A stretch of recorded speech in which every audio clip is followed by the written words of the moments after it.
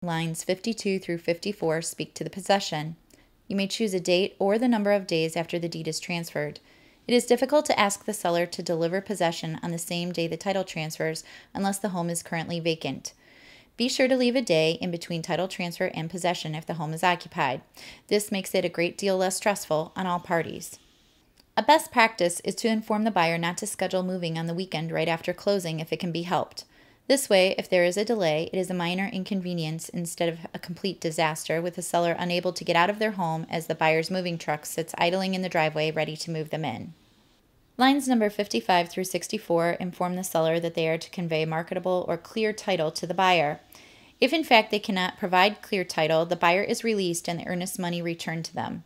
In most cases, this will be due to a recorded lien on the property, such as an income tax or large judgment lien.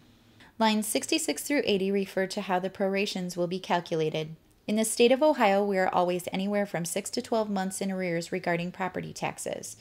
This means that the seller will have to pay the buyer the amount of the taxes owed through the date of closing at the time of title transfer, even though the amount is not yet due and payable at the county.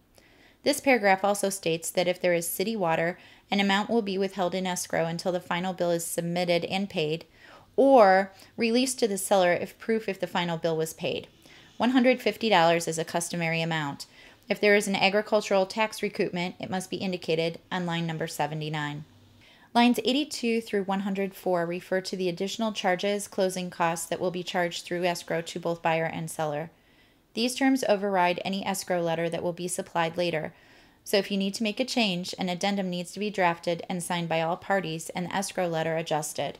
Remember, the purchase agreement always overrides anything you submit on an escrow letter, so be sure that both instruments are drafted correctly and they reflect the terms of the agreement that all parties have agreed to. Lines 95 through 98 offer the buyer an opportunity to ask for a limited home warranty. You must indicate the company and the cost of the warranty in the paragraph on the blanks that are provided. You must also state if it's to be paid for by the buyer or the seller. Bear in mind you will also need to provide an actual America's Preferred Home Warranty form, either accepting or waiving the warranty in addition to the offer to purchase.